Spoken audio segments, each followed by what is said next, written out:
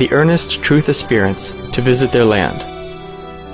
We now invite you to listen to an enlightening discussion by Supreme Master Ching Hai with our association members entitled The Reincarnations of Shakyamuni Buddha on May 16, 1996 in Cambodia.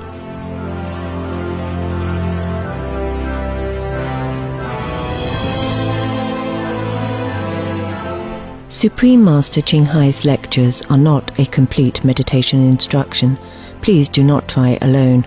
For free of charge guidance, please visit www.godsdirectcontact.org or contact any of our centers near you.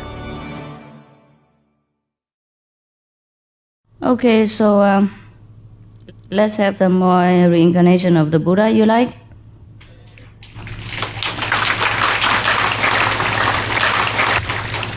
Now we have two here still, at least two. One is the noble golden stag, another one is the golden noble snake. Now, which one you like, stag or snake? Now stag, raise your hand, stag. Snake?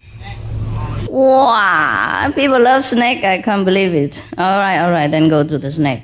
This is also supposed to be Shakyamuni Buddha, one of the previous reincarnation.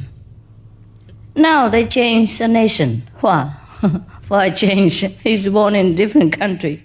Once upon a time, King Anga ruled over the kingdom of Anga. Wow, that's very simple. Just like the Supreme Master Ching Hai resides in the Supreme Master Ching Hai Center. And King Magadha reigned in the kingdom of Magadha. Oh, that's simple enough, right? The two kings were constantly fighting with one another. Sometimes King Anga would win, and other times King Magadha won. Now at a certain battle, King Magadha was defeated by King Anga.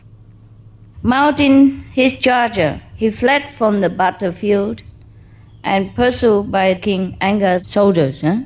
The two kingdoms were divided by the river Kampa, not Ganges. Under this water was a serpent kingdom, ruled over by a serpent king named Kampaya. King Magadha arrived at this river, and finding it flooded, he could not cross. He decided that it's better to drown in this river than to die at the hands of the enemies. So he plunged into the fast-flowing currents together with his horse. On the riverbed, the Serpent King had built a jewel pavilion, and he was seated on his throne drinking tea amidst his court. King Magadha was pulled down by the current and fell right into the midst of the pavilion. The Serpent King was impressed by the regal bearing of King Magadha and took a liking to him.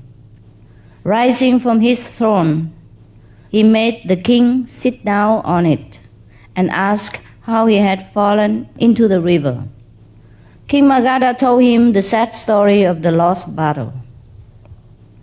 So the servant said to him, "Fear nothing, great king. I will make you master of both kingdoms." For 7 days, King Magadha remained in the serpent kingdom and was shown great honor.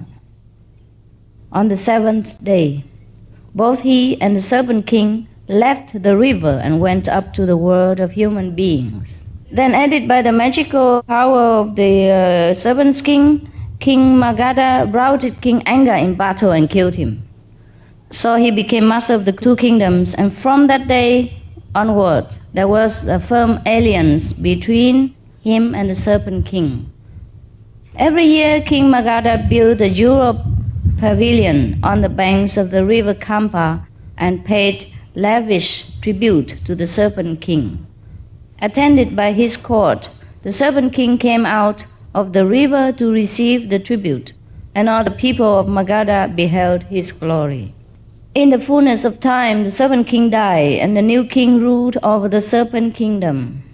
This king was both austere and virtuous, and did not care for the pomp and glory of the serpent court, He soon weary of the wasteful, undisciplined life led by the serpents and thought, I must leave this palace and go into the world of men to fulfill the holy vows. This is supposed to be Shakyamuni Buddha, not the other one, huh? Okay, the second one, this one.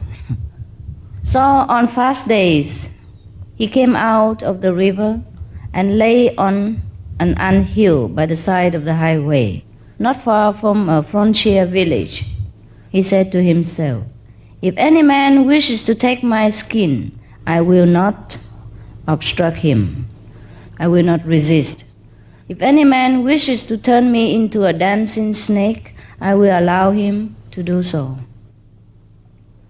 Many people passed by and down the highway and worshipped the Serpent King and placed scents and perfumes in front of him.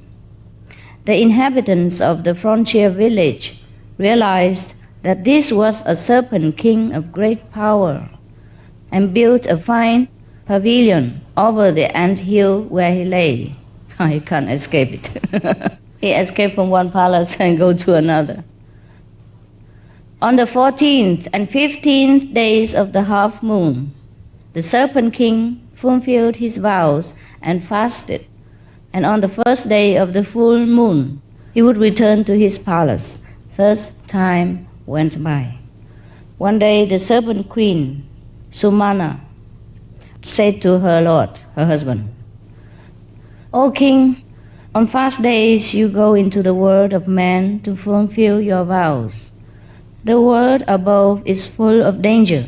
Suppose some evil should befall you, how will I learn of it?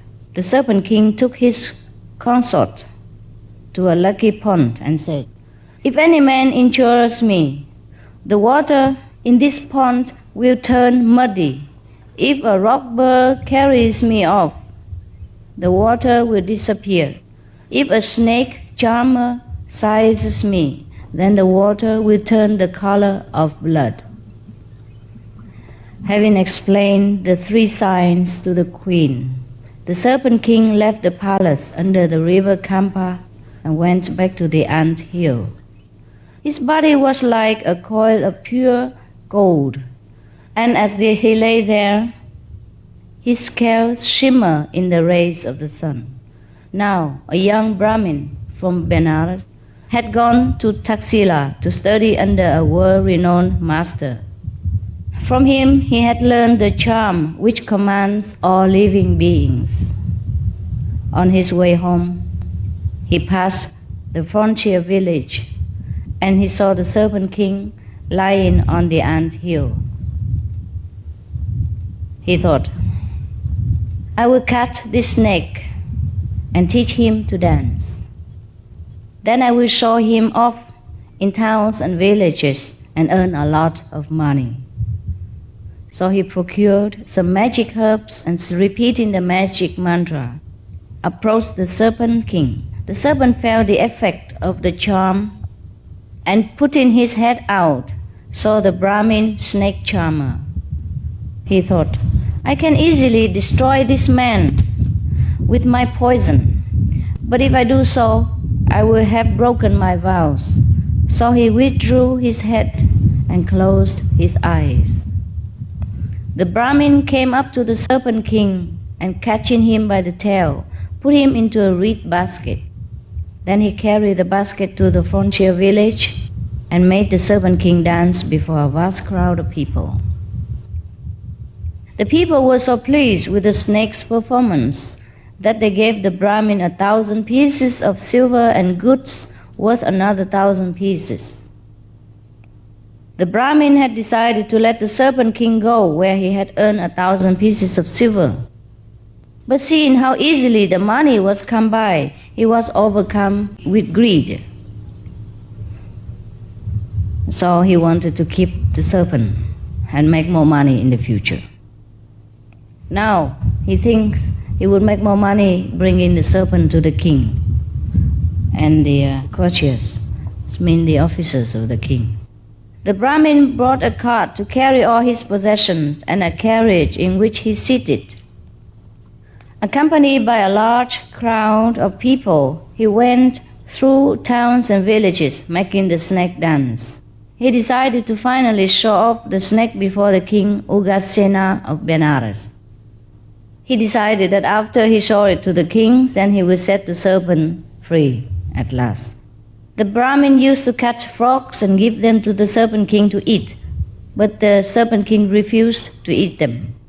Then the Brahmin tried to tempt the serpent with honey and fried corn, but he would not touch his food either. He thinks, if I eat any food, I shall remain in this basket till I die. So after a month, the Brahmin arrived at Benares. He made the serpent king dance in the villages outside the city gates and earned a lot of money. The king heard of the wonderful snake which danced and sent in for the Brahmin, commanded a performance. Drummers were sent throughout the city to proclaim that on the next day a snake would dance in the palace courtyard, and that all the town folk should attend the performance. The palace courtyard was decorated, and the Brahmin summoned to the royal presence. He brought the serpent king in a jewel basket, put in a colorful rug on the ground. He set the basket down upon it. The king came out of the palace and sat down on his throne amongst the vast throng of people. The Brahmin took the serpent king out of the basket and made him dance. So graceful were the movements of the snake that the people could not keep still. Thousands of kerchiefs were waved in the air, and a shower of jewels fell around the serpent king. People liked it so much. It was now a full month since the serpent king had been caught, and during that entire period he had not eaten. In the palace, under the river Kampa, the serpent queen Sumana began to wonder and worry. My dear husband has not returned home for over a month. What can have happened to him? So she went and gazed at the lucky pond and saw that the water was as red as blood. Now she knew that he must have been caught by a snake charmer. She left the palace and going up to the world of men, went to the ant hill. She saw the place where he had been caught and wept bitterly. Then she made her way to the frontier village, where she learned that her lord has been taken to Benares. In India, people respect their husband and call them my lord, yes, as if he is her god, her master. So my lord means my husband in India. Indian people are like that to each other.